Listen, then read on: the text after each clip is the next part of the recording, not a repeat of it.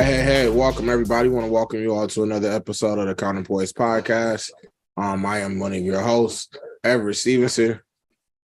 Hey everybody, I'm another one of your co-hosts. My name is Malik Foster. Hey everybody, I am your third co-host. My name is Samantha Adams. And today we have a very interesting topic. I know we say that at the top of every show, but then again, I don't know, maybe we're biased, but all our topics are interesting and good. But anyway, today we are talking about technology and guns. So what triggered it is there has been some potentially proposed legislation with regards to, changing the technology of a gun to make them safer and things like that. So I'm not going to dig too heavily into all the extra background. If the fellows want to chime in, they can. But matter of fact, yeah, I'll let y'all give a little bit more background. Right. So this is about technology, guns, and the law. So we want to start off with some of the technology first. There's a Texas-based company. They developed some of the technology that just hit the market recently. I believe the gun is started its retail prices $1,499 for a smart gun. It has a fingerprint system that was developed to block if somebody, for example, like a child was to get the gun or any authorized person, a criminal or something, it will lock, it wouldn't fire, and it wouldn't be able to discharge when somebody trying to use it. So it's a technology that will hopefully prevent some of the issues that we're seeing today, such as these mass shootings throughout the United States, all throughout the country, and a lot of different states. So it's a major development, I would say. And I think it's a feather in the cap of potentially these gun associations and organizations, NRA and others, that are pro-guns and don't want such limitations that legislatures are proposing to limit on guns, which would hinder gun sales and take a shot at some of these organizations' profits. So, Go ahead. Oh, I was just gonna say, yeah. In addition to that, I think one of the biggest challenges that traditionalists may have in view of this is that it's another inhabitant, you know what I'm saying, from being able to draw your weapon and being able to use it if you need it in a heat of an emergency type of situation. I know we're not in the Wild Wild West typically, but at the same time, sometimes it is who gets the fastest draw on a person, or you do have to, move very quickly in a time of danger. And so, I can see some people arguing that, this is one extra inhabitant that could prevent someone's life or death being on the line, especially when it comes to a weapon. But ultimately, I do agree that I think that there has to be something that needs to be done for it. And, us looking for ways to see, or, just seeing the market, at least making options available towards individuals like this would help. And I think it helps more so speaking towards like the deaths of not necessarily so much like an intruder per se, but like kids who may find them way into, their parents' items that they don't have no business with, right? Or that they know should be hands off. This is a great example of that type of situation. I think this is something that would definitely help with that. And in fact, one quick second, I was able to find some statistics here that kind of spoke to the number of deaths by young people to a gun. And there was 721 people who have died by firearm suicides, and from the ages of 10 through 17 in the year 2020 alone. And that's a statistic that was brought to us by the American Progress article here on smart guns and the lives they could save. Another statistics just show that there was 573 individuals who 573 numbers of unintentional gun deaths of children under 18 from 2015 to 2020. And so those are just a few numbers, you know what I'm saying, for people to understand in a demographic that would be protected with this. Yeah, so I found an article from govtech.com, and it actually talks about 4 different ways tech can make guns more safe. And one of the ways is biometrics, which is something that Malik just touched on. The article talks a little bit more about it, where it says that it will provide additional measures of security and accessing restricted areas. Kind of like how smartphones and cars features are. So like the grip pattern detection, like what Malik was talking about with regards to fingerprinting, that can help prevent like small children from, if a child is this is one way, right? I'm sorry, I was getting ready to jump into the other one. So that's one way, right? And it can store enough data of more than one person. So like, let's say there's one gun in a household, it can store a number of people that live in the house. And some people will have the ability, like the authority, to be able to shoot it while others can't. Another one that they had were safe zones, where it's a patented child-proof gun that can remotely disable in restricted zones like schools and airports and things of that nature. Location awareness, where it'll have like a GPS on it. And let me just, I'm going to say this, and then I want to talk about some of the cons to these, right? Like the location awareness will have a GPS on it. So that way, like I said, if it's like in a school zone or something like that, you can't shoot. And then there's also target recognition, so that the gun will not shoot if there's a child on the other side of the gun.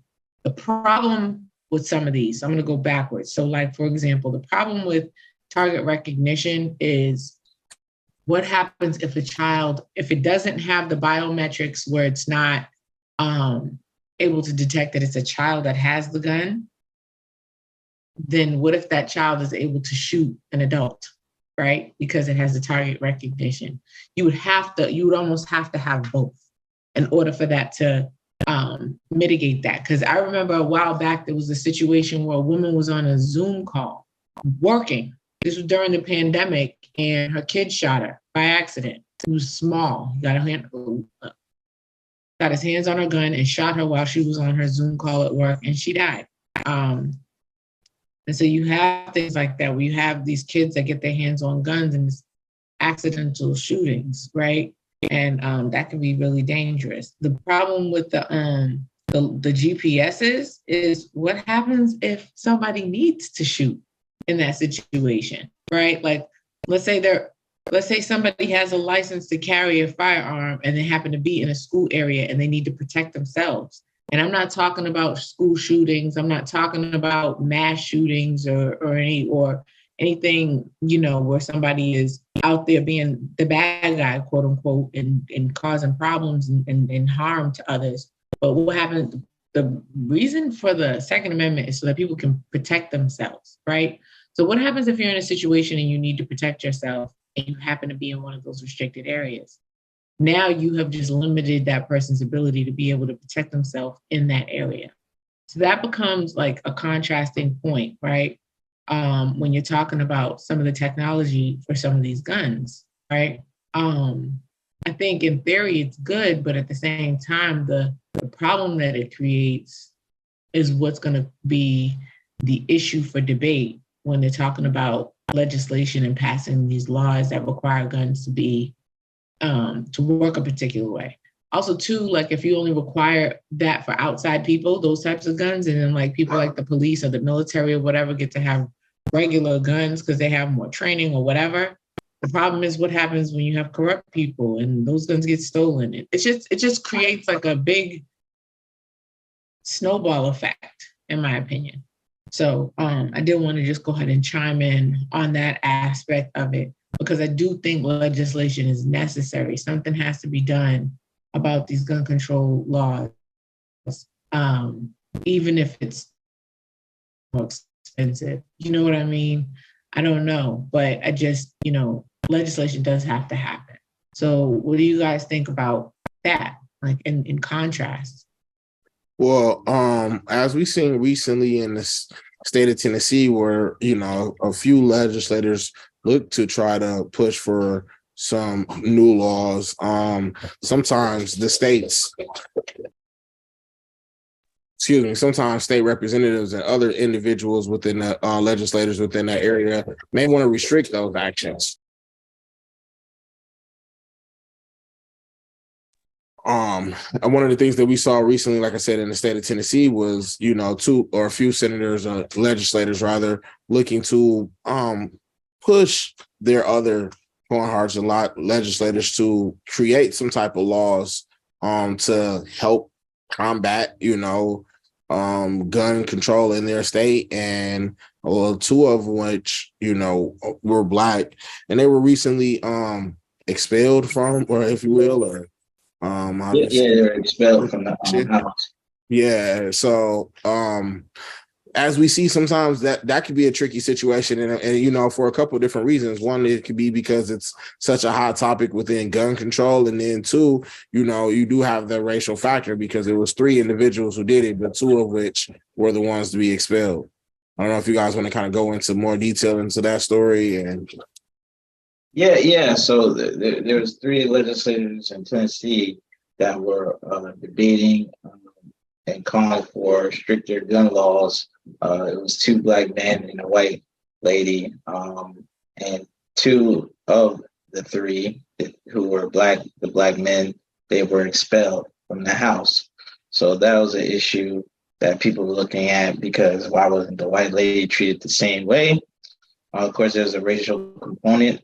We're not going to dive too deep into racism on involving legislation and legislators, because we have other videos on that particular topic. But as it pertains to this topic, they're arguing for stricter gun laws, especially the assault rifle ban, which has been very popular throughout the country, because that people feel that as though that you shouldn't be able to have such a dangerous weapon on the market for for the civilian populace to get their hands on, which can lead to a lot of people being murdered in a quick time due to the nature of that weapon and the high firing rate and all of that stuff, like all the details of the gun. So with that being said, those legislators got expelled. They eventually, there was some arguments to get them back. They're back now, but they were expelled.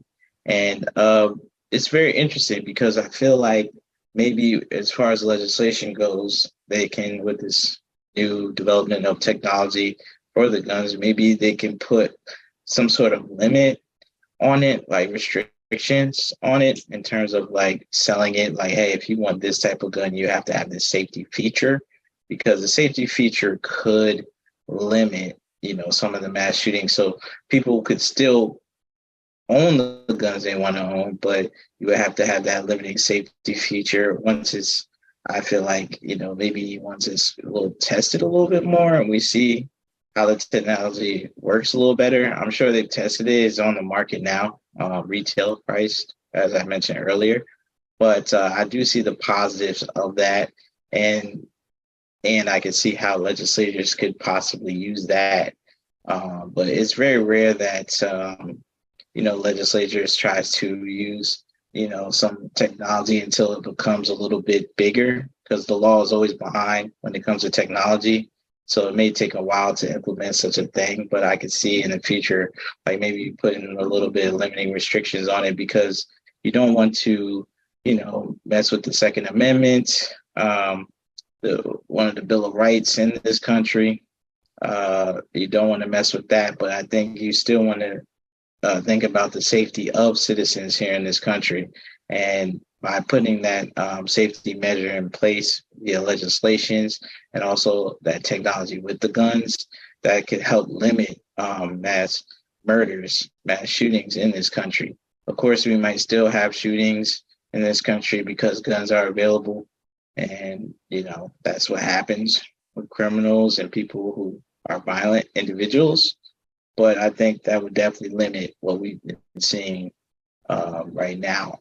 Also, accidents too. That's another thing that I wanted to mention real quick. Like, there's a lot of gun deaths by accident. Like, if somebody who doesn't know how to use a gun or whatever, like children or something like that, the technology can also prevent that. When you have a family and you don't want, a child or unauthorized person getting a hand on your weapon, that can also prevent those accidents from happening. So it's not just the mass shooting component, but also accidents. A lot of people die from gun accidents too, as well. So you guys want to add anything else or move on to the next topic?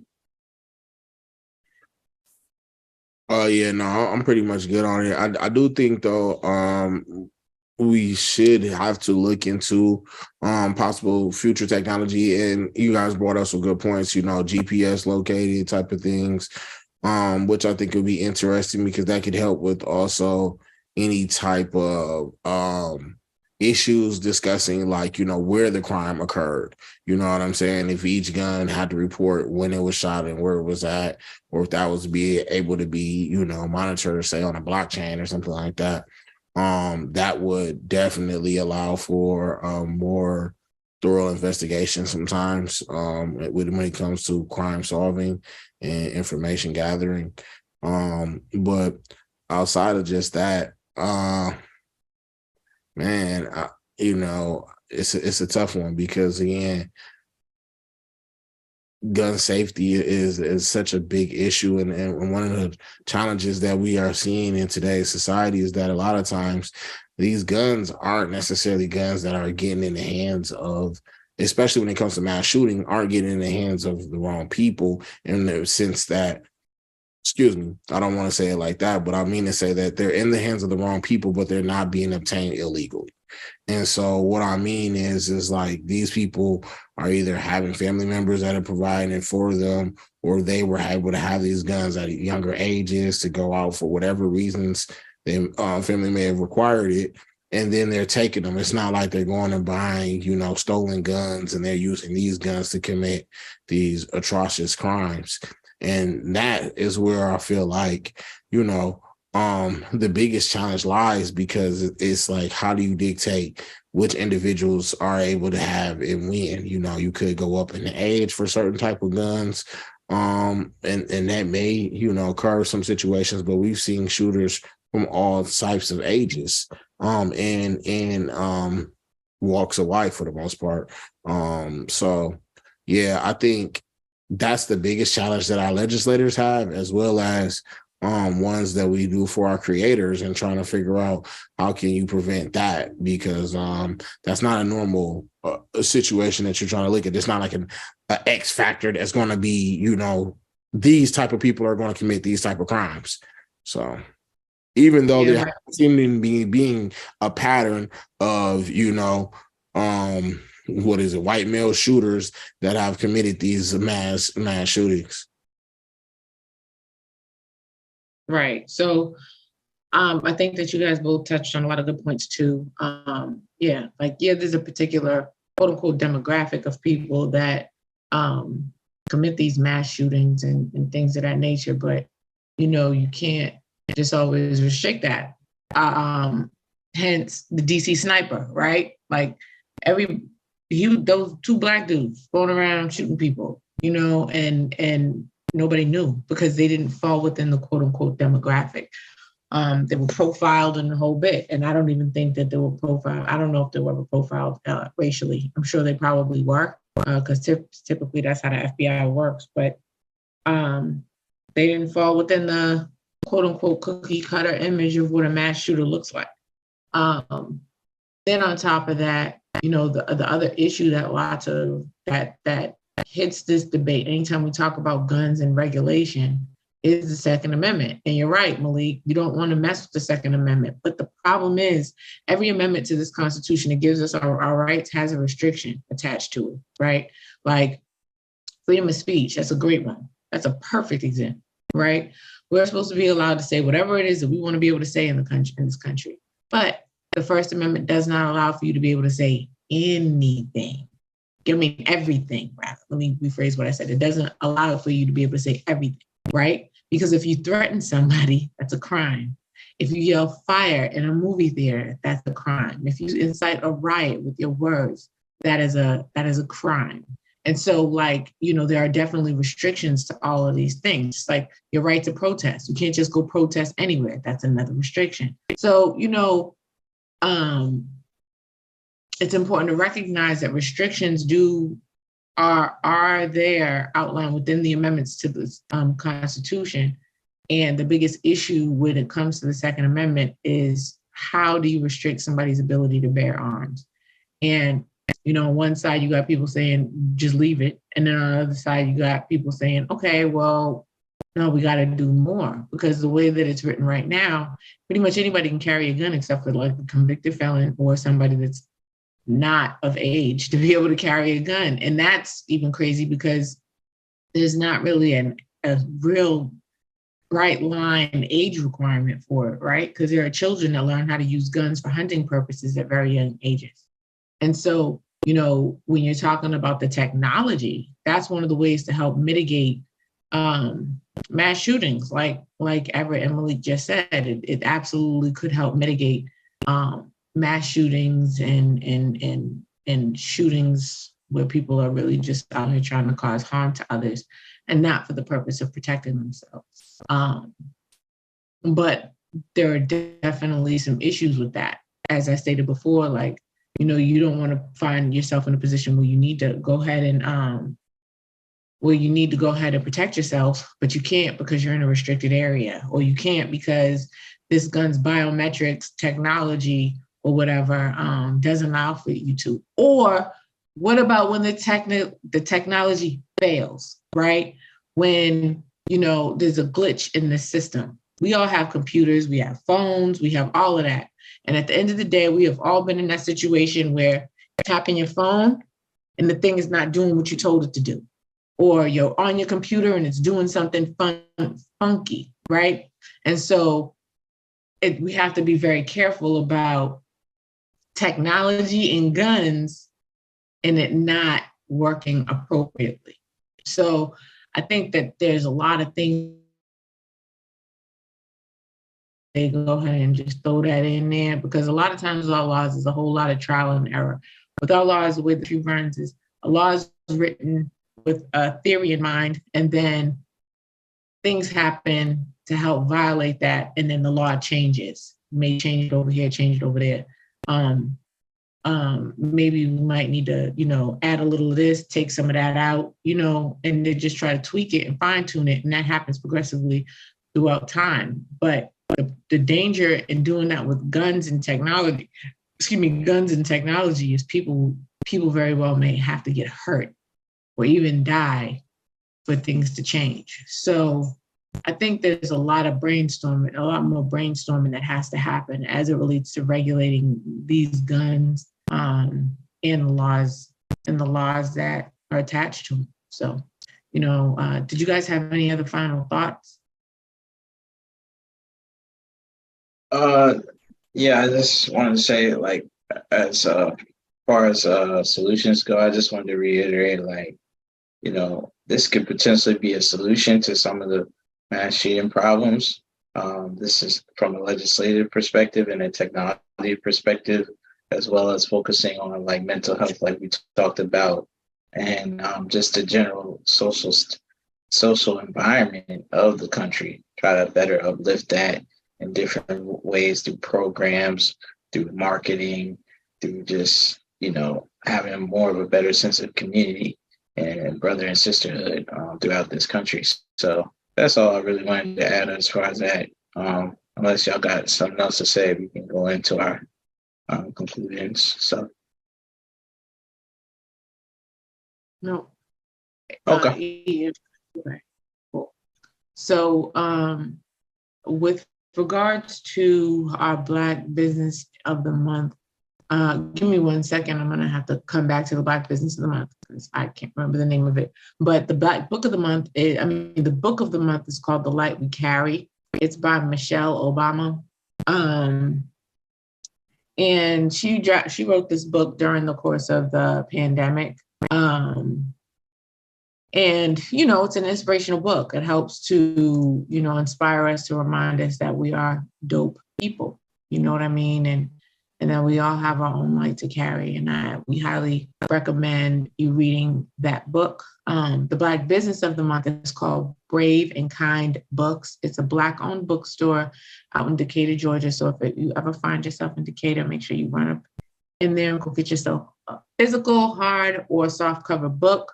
They have a lot of books also too that are good for children, and it's a good way to try to bond with your kids while they're learning how to read and all that good stuff. So I do have a quote. It's by somebody by the name of Matt Mullenweg, and the quote is, "Technology is best when it brings people together." And the reason why I chose this quote is because, when you're talking about things like guns, something that a topic that can be incredibly divisive, right? I think that it's important to recognize that being together when you're trying to grow in any circumstance or situation, including finding some type of solution to help minimize, because you're never going to be able to cancel out gun violence, right? But to try to minimize the gun violence, we have to try to figure it out together. And there's going to be people on polar opposites and of the spectrum as it relates to that, but there's going to have to be a compromise. I remember when we were in law school, a law school professor that we all had, because me, Everett, and Malika, we all went to the same school, law school. I had a professor once say, you found justice, both parties walk away unhappy. And I think what he meant by that is because both people have walked away, both sides have walked away, and they had to give something up. They had to compromise. Nobody's going to be able to get what they want all of the time, or get all of what they want 100% of the time. And it balances things out. So, in order to find justice, in order to find that balance in these gun laws, we got to find a way to figure that technology out together. Whether it be through the legislation, the technology of a gun, pricing of bullets, whatever it is, because too many of our babies are getting shot and killed. They're out here killing people in grocery stores and can't even go out to go have fun with their friends without fear of getting shot, and we only have one life to live. And so we got to live it to the fullest.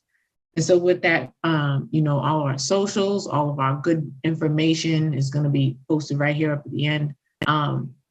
We really, really appreciate y'all and love y'all for tapping in with us each and every week for our podcasts. If you ever have any ideas or want to be on the show, please feel free to go ahead and reach out to us. Let us know about any topics, or if you want to be on, we like to have company. And be good to one another. Did you guys have anything that you wanted to add? Not really. Just make sure y'all check us out every Wednesday, 8:30-ish. We go live stream on Instagram. So we upload also every Saturday around 1-ish. So make sure you check out our new videos. And if you guys, want us to talk about a different topic, just let us know. Just hit our DMs and, we'll be sure to get back to you. You guys check us out, like you said, on Wednesdays. We go live on our IG, and then also you can catch us on Saturdays here on YouTube. Thank everybody for the support and the love. We will catch you guys next week. Yeah, make sure y'all go ahead, like, share, subscribe to that thing, and tell a friend and tell a friend. Other than that, be great, be good to each other, and enjoy your week. And we will see y'all on Wednesday. All right, guys. Peace. All right.